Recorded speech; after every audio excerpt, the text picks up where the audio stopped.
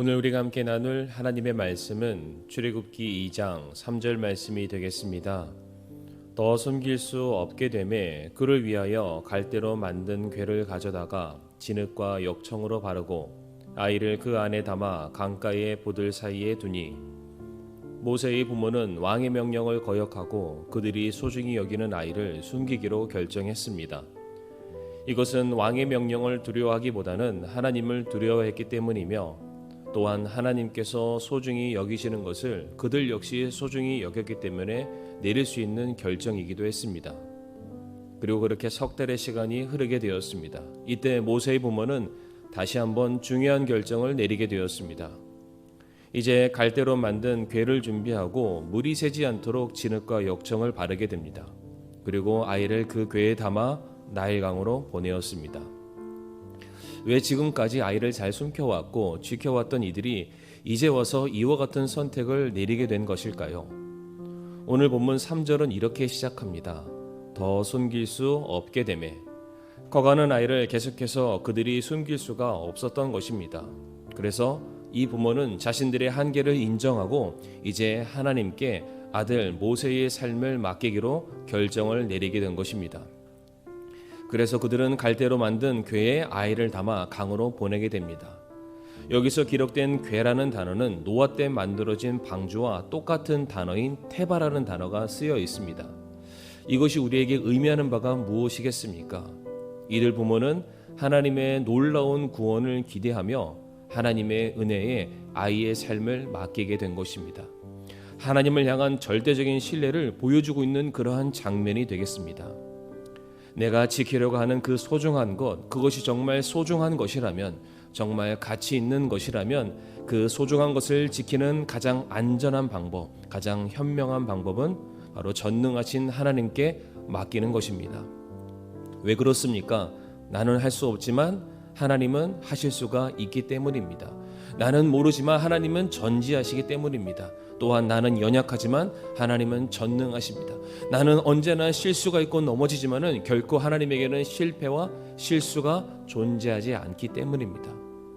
그래서 이렇게 나일강으로 보내진 소중한 아들 모세는 어떻게 되었습니까? 때마침 파라오의 딸이 목욕을 하기 위해서 나일강을 찾아오게 되었는데 바로 거기서 아이가 담겨진 궤를 발견하게 됩니다. 그 궤를 열어보니 울고 있는 한 아이를 발견하게 되고 바로 그 아이를 향해 파라오의 딸은 불쌍히 여기는, 긍휼히 여기는 마음을 가지게 됩니다. 우리는 이 모든 일들이 우연이 아닌 하나님의 인도하심이라는 것을 알고 있습니다. 하나님의 섭리 가운데 그 계획 안에서 지금 모든 일들이 차곡차곡 이루어지고 있습니다. 한번 생각해 보시길 바랍니다. 100일도 안 된 아이가 엄마와 떨어져 궤 안에 누워서 울고 있는 것이 정상처럼 보이십니까? 게다가 그 아이는 한눈에 보아도 히브리 사람이었습니다.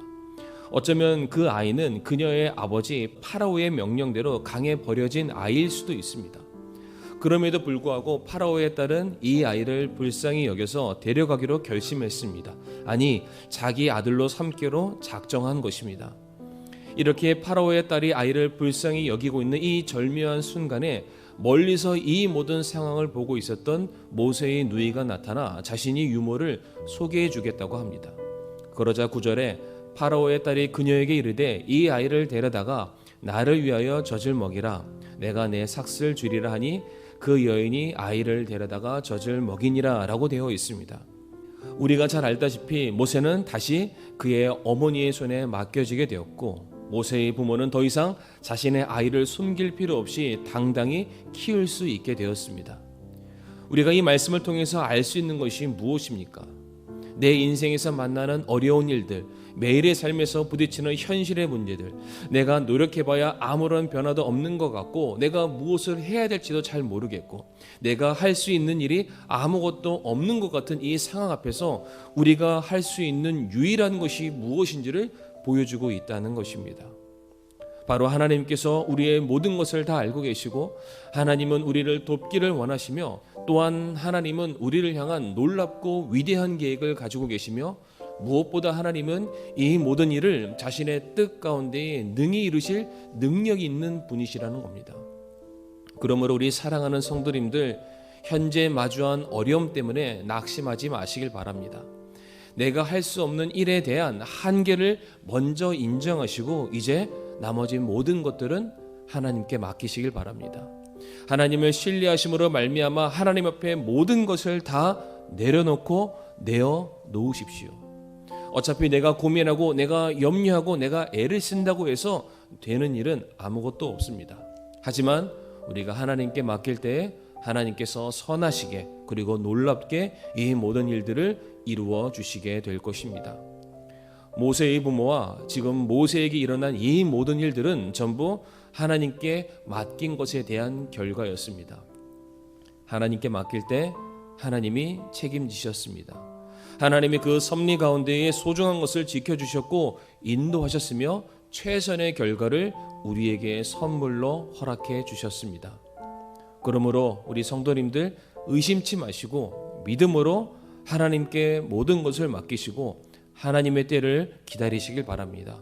그러면 분명히 곧 머지않아 하나님의 영광을, 하나님의 놀라운 구원의 역사를, 은혜를 경험하시게 될 것을 믿으시는 저와 성도님들이 되기를 소원합니다.